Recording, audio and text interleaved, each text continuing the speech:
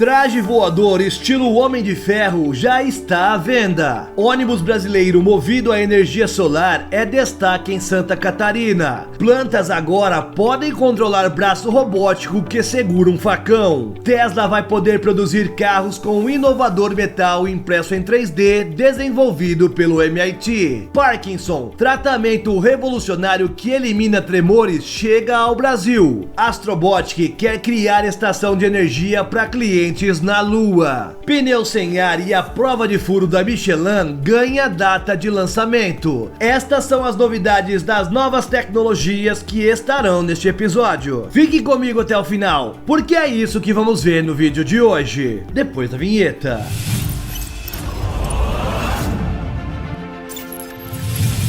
E aí, impressionado e impressionada? Eu sou o Carlos Alves e lhe dou boas-vindas ao nosso canal Realidade Impressionante. Se você gosta do nosso canal, já deixa o seu like porque nos ajuda demais. Sem mais enrolação, bora pro vídeo!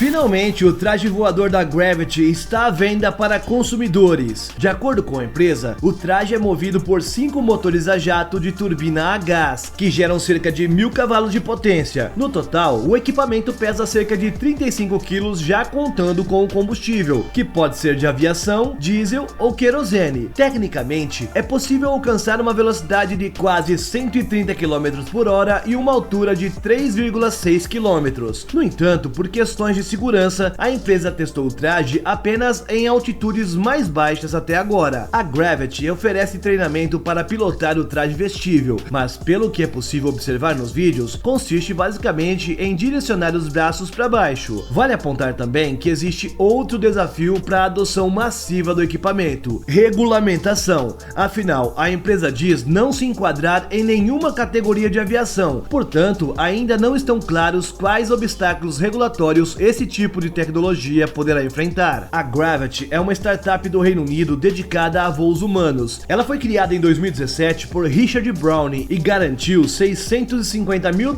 de Adam e Tim Draper, investidores de risco conhecidos por terem apostado inicialmente na Baidu, Tesla e Skype. Desde então, a Gravity mexeu no design do seu traje, fazendo cerca de 1000 iterações do equipamento feito em impressora 3D. Browning sabe que é improvável que a tecnologia seja amplamente adotada, por isso o modelo de negócios da empresa ainda é amplamente focado em demonstrações corporativas e militares. Este ano, segundo o fundador, a empresa terá cerca de 5 milhões em receita, dos quais cerca de $500 mil serão de lucro. Atualmente, o traje voador é usado como um serviço britânico de ambulância aérea para testar se os paramédicos conseguem alcançar pacientes graves e estabilizá-los antes que os veículos de emergência cheguem. Além disso, 7 unidades militares especiais estão explorando como usar o traje voador para ajudar os combatentes em situações de campo de batalha, como flanquear um oponente ou embarcar em um navio. Apesar de estar disponível também para civis, só alguns poucos terão a oportunidade de fazer o investimento,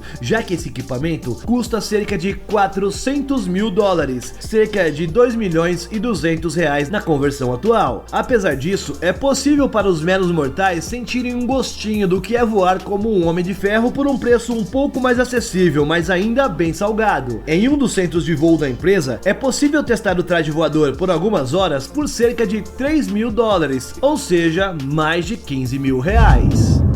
No meio automotivo, algumas empresas já apostam em células solares para alimentar a bateria dos veículos elétricos, uma solução mais sustentável do que depender apenas dos carregadores convencionais. Um grupo de pesquisadores em Florianópolis, Santa Catarina, está de olho nessa ideia já faz um bom tempo e apresentou ainda em 2016 o E-Bus, um protótipo de ônibus elétrico com tecnologia quase 100% brasileira alimentado por energia solar. Com ar-condicionado, Wi-Fi e tomadas nas poltronas, o veículo foi desenvolvido no Laboratório de Energia Solar Fotovoltaica da Universidade Federal de Santa Catarina. Os únicos componentes importados vêm do Japão, são as suas baterias de lítio. Segundo o professor Ricardo Hulter, um dos responsáveis pelo projeto, o E-Bus foi criado para atender uma demanda do campus, encontrar uma maneira de transportar pessoas entre as instalações sem depender de combustível fóssil. O veículo demorou menos de 12 meses para ficar pronto e começou a operar estrear em 2017, rodando cerca de 40 mil quilômetros por ano até 2019. Com o atual problema sanitário, o ônibus só voltou a rodar no início de 2022 e até agora contabiliza 120 mil quilômetros percorridos. Ao invés de usar células solares na carroceria, o ônibus é recarregado com a eletricidade vinda do conjunto de placas instaladas no telhado do laboratório. Agora, o plano é desenvolver carregadores rápidos por indução para poder adaptar o mesmo a um conceito no transporte público urbano. Para funcionar, o professor destaca que será preciso instalar placas indutoras sob o asfalto das estações de carregamento e manter o e-bus estacionado enquanto recebe energia sem fios, basicamente o mesmo processo que um carregador por indução para smartphones. Outra forma de recuperação de energia é o sistema de frenagem regenerativa, que também produz eletricidade para as baterias. Uma carga completa do ônibus demora cerca de 1 hora, estimam os pesquisadores.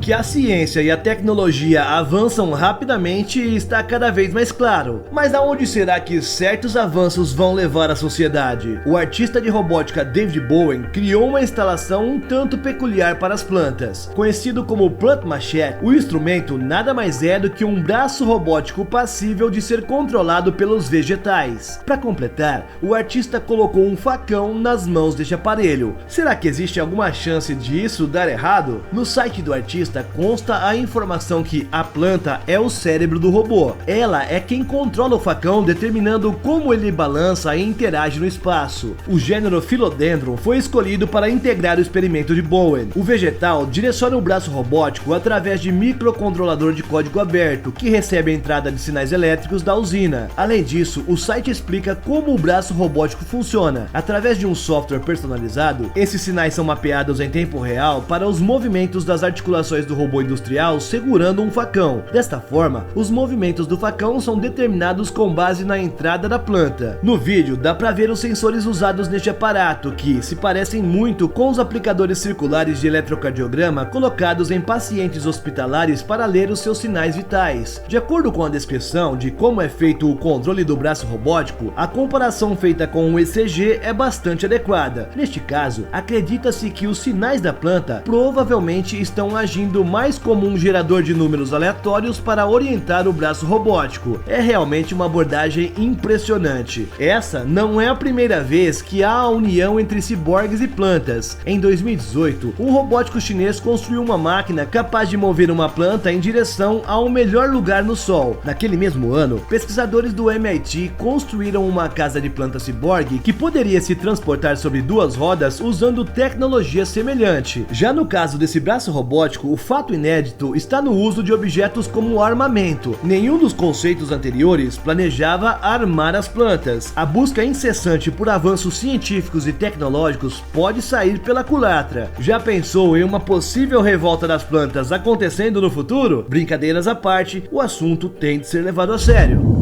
O metal recém-impresso em 3D pode ser usado pela Tesla para produzir veículos totalmente elétricos com apenas algumas peças maciças, isso graças a 2 estudantes do MIT. Eles conseguiram produzir uma liga de aço que pode ser impressa em 3D e inspirada em uma abordagem de fabricação chamada Gigacasting, popularizada pela montadora Tesla e usada para montar o Model Y totalmente elétrico. O projeto é inspirado por Gregory Olson, professor no MIT que ensina design de materiais computacionais. Olson é um especialista de renome mundial em ciência computacional de materiais, que emprega modelagem e simulação por computador para entender e projetar novos materiais. Sua metodologia foi usada pela Apple para desenvolver o Apple Watch e despertou o interesse do CEO da Tesla, Elon Musk. Para obter carros elétricos acessíveis com boa autonomia, Elon Musk teve que tornar as estruturas de alumínio acessíveis, diz Olson. Então, o CEO da Tesla olhou para o tipo de fundição para modelos de carros pequenos e disse: por que não aumentar? Vamos lançar o carro inteiro. A abordagem computacional de Olson foi usada pela Tesla para o alumínio que poderia ser fundido, o processo de fundição de metal, no qual o metal fundido é derramado em um molde para formar objetos. Os carros são normalmente construídos a partir de centenas de peças fundidas, como cilindros do motor, suportes e outros componentes, que são então montados em uma linha de montagem automatizada para formar um veículo. Em vez vez disso, o processo de fundição da Giga, em homenagem às máquinas de fundição maciças conhecidas como Giga Press, envolve a fundição de apenas 2 ou 3 peças grandes de automóveis, reduzindo significativamente a complexidade do processo e os custos associados. O ex-aluno de Olson, Charles Koeman, vice-presidente de engenharia de materiais da SpaceX e Tesla, corroborou a demanda por aço-ferramenta mais forte que pode ser impresso, uma substância que poderia ser alimentada em uma impressora 3D para produzir novas matrizes com resistência e térmicas apropriadas. Olson afirma que se você tentar imprimir aços convencionais, eles são altamente quebradiços e propensos a rachaduras. A equipe registrou um pedido de patente nos Estados Unidos para um novo aço para matrizes de impressoras, e o próximo passo é testar as aplicações de matrizes de fundição. Além disso, Elon Musk continua rindo à toa, porque a Tesla bateu o recorde ao entregar 343.830 veículos no terceiro trimestre de 2022. Os números foram anunciados pelo site da montadora de Elon Musk. Os resultados financeiros do terceiro trimestre de 2022 da Tesla serão divulgados no fechamento do mercado no dia 19 de outubro. Um tratamento de última geração que chegou recentemente ao Brasil promete ser eficaz e revolucionário para pessoas que sofrem com a doença de Parkinson. O Exablate Neuro, trazido ao Brasil pela Strathner, empresa de inovação em produtos para a área de saúde, utiliza um ultrassom focalizado para alcançar as áreas mais profundas do cérebro, isso sem a necessidade de incisões cirúrgicas, e atuar nos pontos que possam estar causando os tremores. Já aprovado pela Agência Nacional de Vigilância Sanitária, a Anvisa, o procedimento permite tratar sintomas de pacientes não apenas com Parkinson, mas com tremor essencial e dor neuropática. Apenas uma sessão é necessária para melhoria imediata e permanente dos distúrbios. A tecnologia envolve o uso de ondas sonoras de alta frequência guiadas com precisão por ressonância magnética para realizar uma ablação dentro do cérebro no ponto focal que está causando os sintomas. O paciente que fica acordado durante a sessão utiliza um capacete piezocerâmico para o procedimento. Da sala de controle ao lado, o médico monitora o aumento da temperatura no alvo, as regiões adjacentes e a formação da lesão em tempo real. Durante a cirurgia não invasiva, o médico também acessa o paciente constantemente para avaliar a melhoria dos sintomas e mitigar quaisquer efeitos adversos. Utilizando um mouse em vez de um bisturi, ele dá o comando para que os mais de 1000 feixes sônicos de alta frequência sejam direcionados exatamente ao alvo, proporcionando o alívio imediato do tremor, com os efeitos colaterais mínimos. A tecnologia não emite radiação ionizante e o tratamento dura aproximadamente 3 horas, incluindo a preparação e os exames. O paciente recebe alta no mesmo dia. No Brasil, estima-se que 20% da população acima de 65 anos sofre de tremor essencial, distúrbio capaz de afetar as mãos, a dicção, as pernas e a cabeça do paciente. O mal, no entanto, é frequentemente diagnosticado incorretamente como doença de Parkinson, doença neurológica que afeta os movimentos da pessoa e atinge cerca de 200 mil brasileiros, de acordo com os dados da Organização Mundial da Saúde. Entre os sintomas do Parkinson estão tremores, lentidão de movimentos, rigidez muscular, desequilíbrio e alterações na fala e na escrita. O Exablate Neuro trata os sintomas das duas doenças. Este é o primeiro e único dispositivo de ultrassom focalizado no mundo para tratar tremor essencial e doença de Parkinson para pacientes que não respondem aos medicamentos. O equipamento foi criado pela Insigtec, uma empresa israelense de tecnologia médica. A plataforma já está em uso desde 2018 e mais de 100 centros médicos em todo o mundo utilizam este procedimento. Este vídeo não recebe apoio financeiro e não é patrocinado. O intuito é ajudar e informar. Para mais informações sobre o Exablate Neuro, acesse o último link na descrição. Médicos e pacientes interessados no tratamento também podem se cadastrar no site da empresa para receber informações. A Astrobotic revelou planos para construir uma estação de serviços de energia elétrica na Lua. Chamado Luna Grid, o projeto foi revelado no Congresso Astronáutico Internacional e promete combinar painéis solares em desenvolvimento com rovers com cabos, que vão levar energia ininterrupta a sistemas de agências espaciais, empresas e outros clientes na superfície lunar. A empresa não revelou o valor que os clientes vão precisar desembolsar para usar a energia. Segundo a empresa, a energia seria gerada por painéis Vertical Solar Array Technology, que se abrem na vertical e são otimizados para operar nos polos lunares, com o Sol baixo no horizonte da Lua. Depois, a energia seria distribuída para os usuários com rovers equipados com cabos e uma tecnologia de carregamento sem fios, que iria transferir a energia do rover à interface usada pelos clientes. Inicialmente, o sistema iria gerar 10 kW de energia, mas a empresa acredita que este número poderá aumentar com o tempo. Como os painéis serão instalados nos rovers, eles poderão ser levados para diferentes lugares, conforme for necessário. A Astrobotic planejou o primeiro sistema Lunar Grid para 2028, mas acredita que os elementos iniciais podem ficar prontos antes dessa data. O sistema pode ser implantado na metade da década. Isso é tempo suficiente para um astronauta do programa Artemis poder se conectar, sugeriu John Thornton, diretor executivo da Astrobotic. A empresa espera que os primeiros clientes Lunar Grid sejam a NASA e os demais parceiros do programa, que devem usar o sistema para ajudar na exploração lunar. Thornton afirma que ainda é cedo para discutir os preços que a Astrobotic deve cobrar pela energia do Lunar Grid, mas ele estima que o sistema deverá custar algumas centenas de bilhões de dólares. Além disso, acredita-se que o sistema poderá reduzir os custos das missões espaciais. O executivo diz ter certeza de que haverá um caso em que se pagará sozinho por eliminar os sistemas de energia em todos os veículos, isso se a NASA integrá-lo à arquitetura do Artemis.